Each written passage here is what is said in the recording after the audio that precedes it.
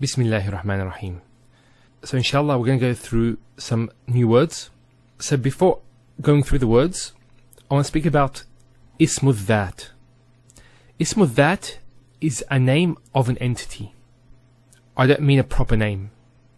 So like Muhammad, that's not ismu dhat. But for example, rajul, a man, or bint, girl. These are names that indicate a person. We also have things like places, towns, cities, and so on. Animals, and non-living things. And also, entities that are not physical. So, let's go through these words. We have first, waladun, which means either a boy or child. Waladun, for example, the opposite would be bintun, which is a girl. But bint, for example, could also mean daughter. So if it's actually ascribed to somebody, for example, binti, it means my daughter. But just saying bint, it means girl. So that's waladun. And just one point is when we use the word waladun, we usually mean boy. Although we also mean a child. Either one, a boy or a girl. Next we have ibn. Ibnun means son. There's a point about this word and about that word here. There's an asterisk here, but I'll explain the actual point inshallah when we get to this word. So ibnun, son. Bintun, daughter or girl, as we said. Rajulun, man. Imra'atun. Imra'atun, which means woman. There's something about this word and ibn, which is what it starts off with, this hamza. The overwhelming majority of isms that start off with a hamza start off with a hamzatul qata'. And very few words, only a handful, actually start off with the hamzatul wasl. Now when a noun starts off with hamzatul wasl, it gets a kasra. So it's a hamzatul wasl with a kasra. So ibnun, imra'atun. And we have another word, which is ismun. This is hamzatul wasl. Ismun. Next word, madinatun, which means a city. Baytun, house. Hadiqatun, garden, a garden.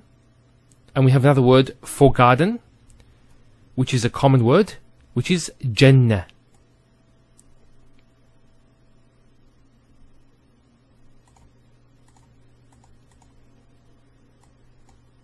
Jannatun. Jannatun means a garden also, but a luscious garden, filled with growth. So it has much more growth than hadiqa. And there's actually different nuances between these words. So that's just a point there. Okay, so they're places. So we spoke about the person, which are waladun, ibnun, bintun, rajlun, imra'atun. Then madinatun, baytun, hadiqatun are the place. Next we get to animals. Kalbun, dog. Dajajatun, a hen. And its counterpart, the rooster, is dikun. So notice a rooster and hen, they don't have the same letters. You don't have one derived from the other. On the other hand, for example, kalb, a feminine dog, this is masculine, a male dog. The feminine dog would be kal,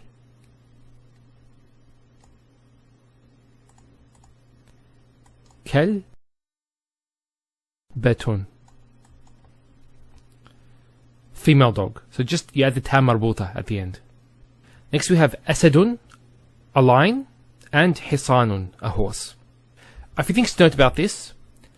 Ismu dhat are indefinite with a tanween, and they're made definite by the alif lam. So for example, let's take rajul. Adding the alif lam to rajul, we take off the tanween and put one dhamma. Al-rajulu. It would be, that lam would be connected to the ra. Let me just, like that. الرجل. I'll just write it here.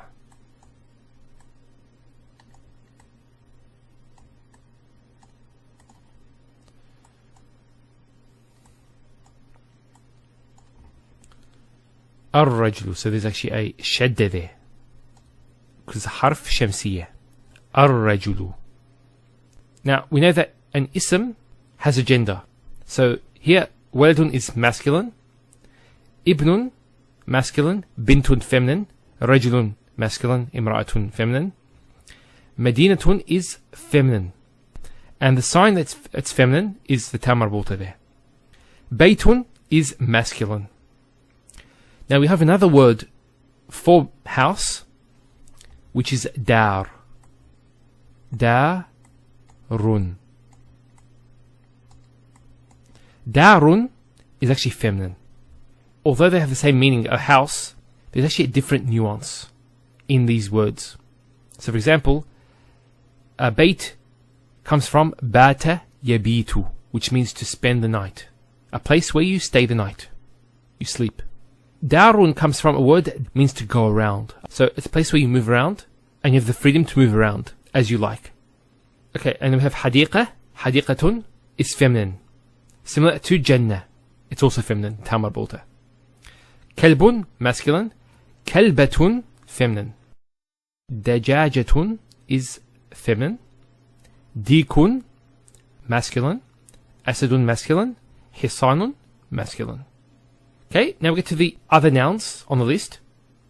And these are known as ismul sifa, a name denoting an attribute. So a sifa is an attribute. So ismul sifa, the name denoting an attribute. So let's go through this. Kabirun, big or old. Kabirun means physically big in size. It can also mean big in age. Then we have saghirun. Saghirun means small as well as young in age. Either one. Tawil means tall or long. Tawil, for example, describing a human being, we say he's tawil, it means he's tall. But for example, if we're saying that al-waqtu tawil, the time is long. And then we have qasir, short. So either physically short or, for example, time being short. Al-waqtu qasirun, we'd say. Then we have karimun, generous. Bakhil, miserly. So the opposite of karim. So notice these are actually opposites. And that's a good way of memorizing this, is you memorize opposites. Then we have thaqil. Thaqil means heavy. Notice the way we pronounce thaqil. Thaqil. It's hard to say. Compared to khafif. Khafif means light. Next we have qawiyun, which means strong. Da'ifun, weak.